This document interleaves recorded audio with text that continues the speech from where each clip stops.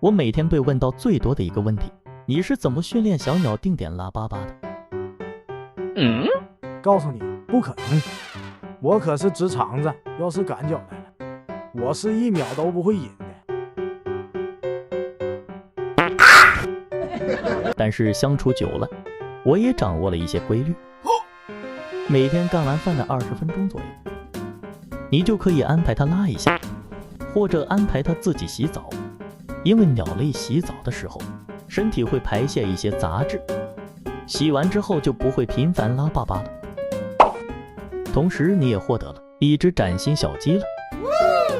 在口袋待久了，我们也形成了一种默契，只要听到它叫，它就要拉粑粑。没错，学会了吗？